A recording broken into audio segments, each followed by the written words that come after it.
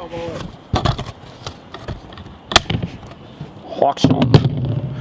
we're going to be going over today, I'm going to show you how I did yesterday's video in Final Cut Pro.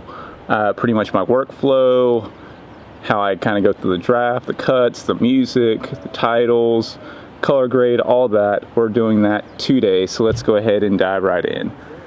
Alright guys, this is going to be a 3-part series of my comprehensive workflow in Final Cut Pro. I'll be going over how I import footage, what I use, the soundtracks that I use, where I find them, how I color grade, time, remapping, just editing to the beat, adding effects, building a story, and really cutting your footage down to a really good end product in, less than 2 to 3 hours. So let's go ahead and dive right in for part 1.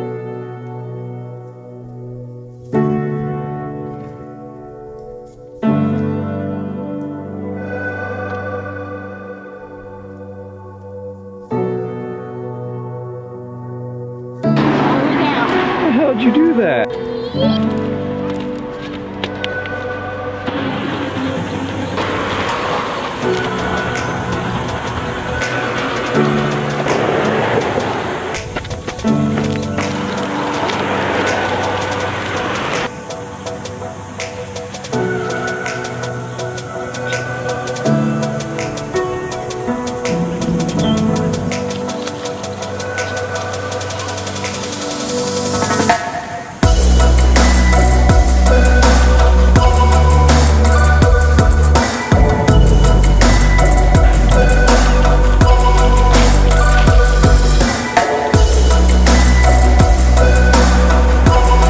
What's up guys? Hope you're having a great Wednesday morning. I am. We're out here at Beaver Lake enjoying it with the kids. Catch you guys in a bit. A house.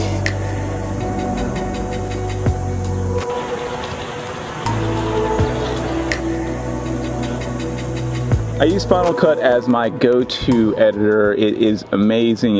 It's so much superior, or so far superior over Premiere Pro. My library is called FCPX, Final Cut Pro X, and I create an event for every single day. So I'll end up right-clicking. Actually, I need to delete this one. So we're gonna have one already. So I'll end up right-clicking, new event, and usually it'll be for the date. I don't have to change that one, but we have one already created. I'll add one to it, go in here, title the project like episode 64, my Final Cut Pro workflow, something like that, right? And then from there, I'll click on the import button, put my SD card in there, and just import. It's really self-explanatory.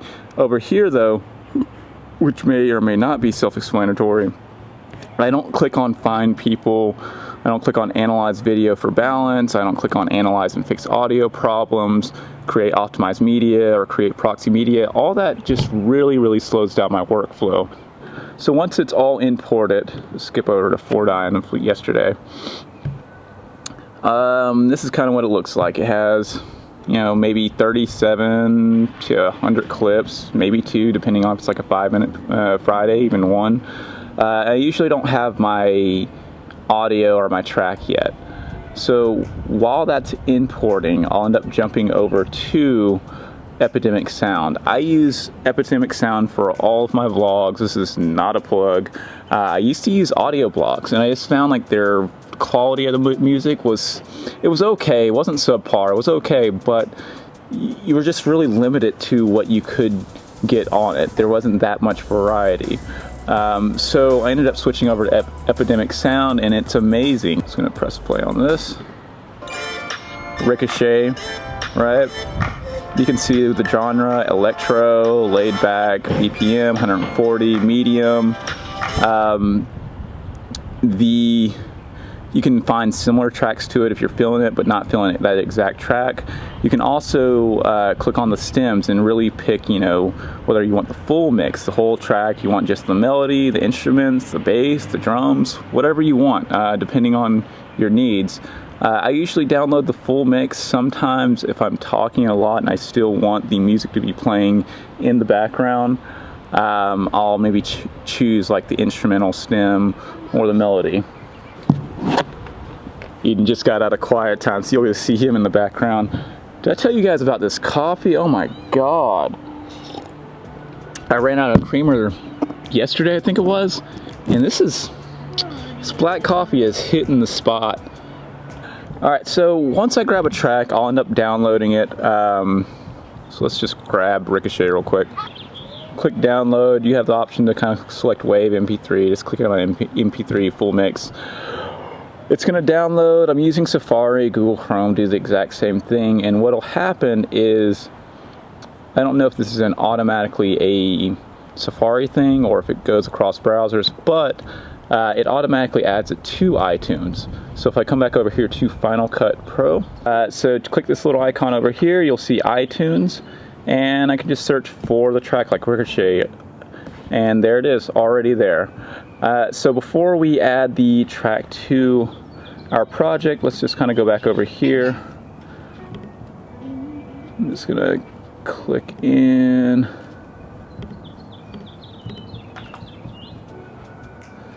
So let's go ahead and just create a sample project on the episode 64 we just did. So we're gonna right click, new project. This is gonna be episode 64 tut. Alright, just for an example. So we're gonna open up our project. It's blank, you can see it right here. I'm gonna go down, select all of the clips, pull it down, pull it down. And the thing I love about Final Cut Pro is it does such an amazing job with your media files. It places everything in a chronological order. It's super easy. So if you're shooting like vlog style stuff and things like that, it's just right, it's in the right order from the beginning.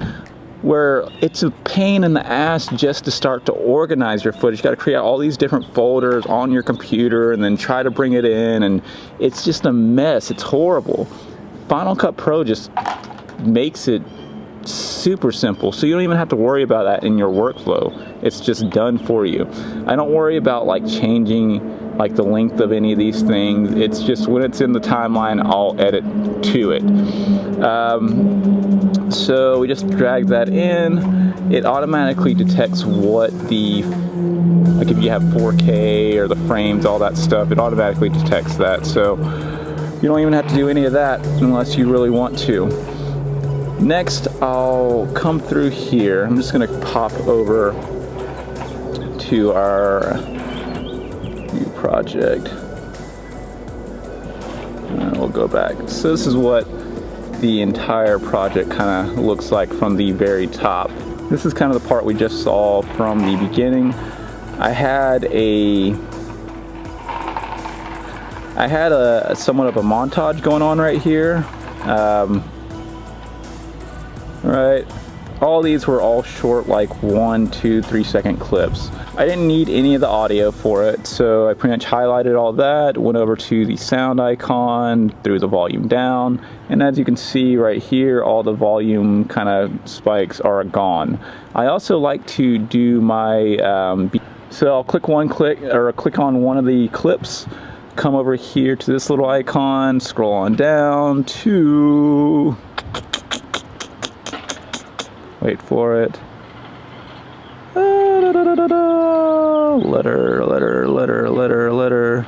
Letterbox. There you are. I'll throw that on top of that clip, and you can scroll up here. You got to click on the little movie icon.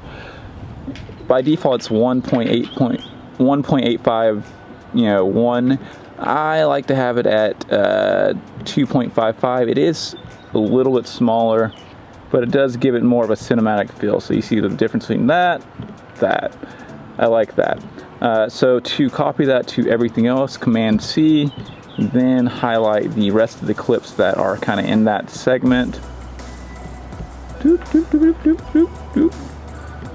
And we're going to press Command Shift V. What that does is bring up all the attributes that you're copying from the other one. So it's saying, hey, do you want to turn all the volume down from that other one? Hey, do you want to apply that letterbox effect? Hell yeah, I want to do all that. So if we go to all these other ones, now they have that exact same vibe and feel. Really cool, really easy. So before I alright, so this is how that turned out. We'll go back over to the original one.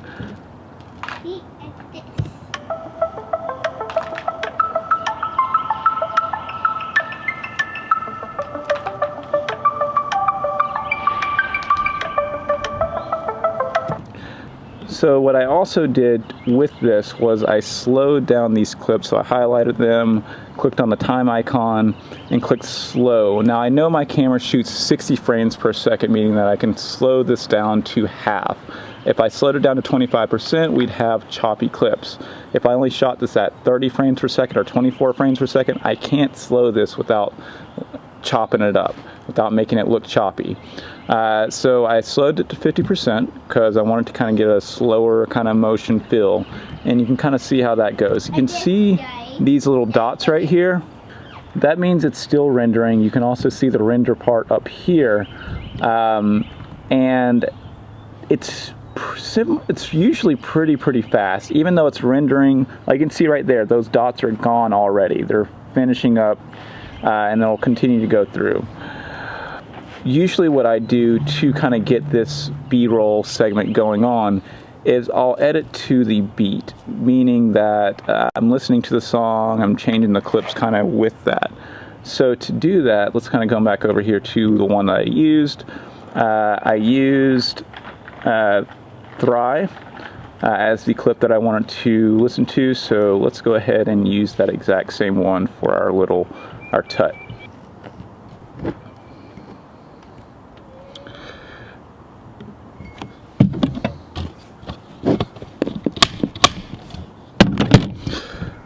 Alright, so what I'll do is I'll bring down, so let's go ahead and find this audio track. It's at the very bottom. I'll bring in the audio track, I'll pull it down, and I'm not worried about any of this footage up here right this second. I really want to feel the beat, listen to the beat, and create marks where my footage is going to change to that. So how I do that is if you press the M button on your keyboard, I'm just going to press M, it's going to create a mark on the clip that you've selected. Now be careful. If you, by default, you don't have anything selected, it's going to add it to the movie clip, which is not what we want, at least for this instant. We want it to add it to everything to the audio, the markers. So make sure you click on the audio track you have, make sure it's selected before you start listening, and this is what we're going to do. I'm just going to do this freehand, freestyle. Let's go. I'm marking to that beat.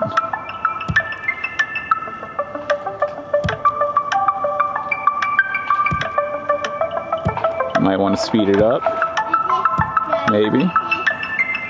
Remember, we're not even worried about the clips that are going by.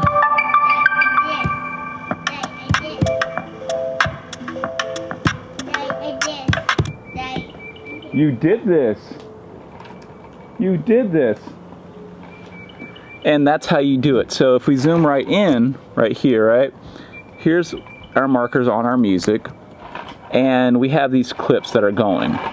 Now we can decide, you know, because these clips are only like 1, 2, 3 seconds, right? 2 seconds and point whatever. And I did that intentionally. When I was filming, I was really thinking of the cut of how I was going to do this. I knew that this was specifically going to be B-roll. I knew that I wanted them short. And I wanted to make a montage to tell a story. So I can decide, you know, if I want to hover over this corner and pull it in, or I can pull it in from the other side. I'm just going to actually undo that real quick.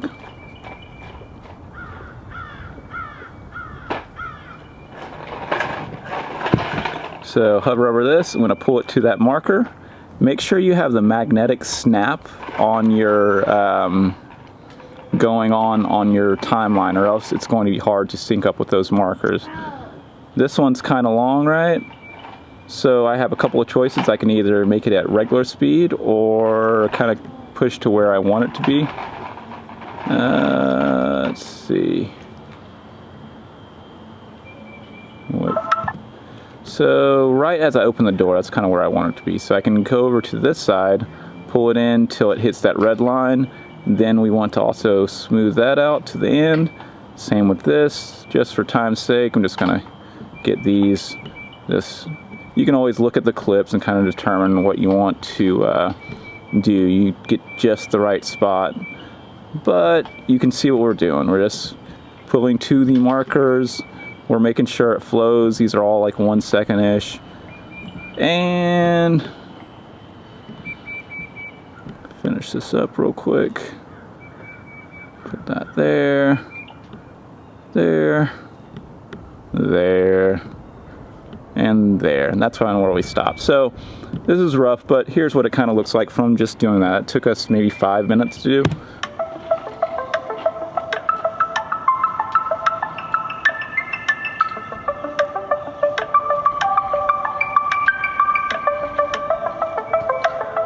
And if you find that some of the clips aren't specifically where you want them, you know, go back, move it around. Maybe the marker isn't specifically where you want it, but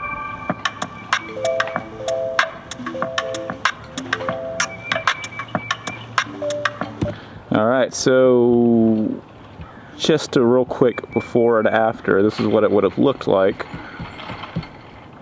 Let's create a real quick new project. Just gonna temp.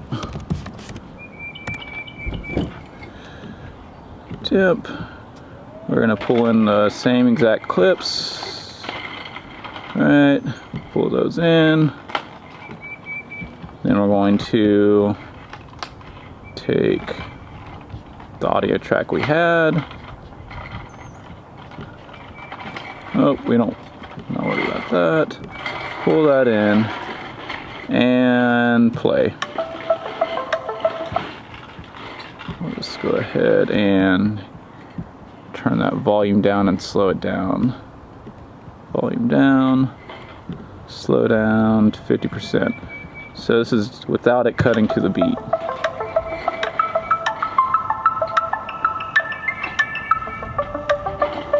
And it's still okay, but it's just tells the story better, makes it move along a lot faster.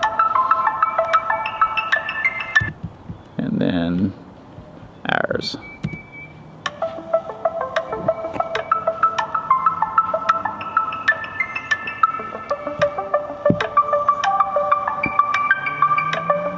All right, cool.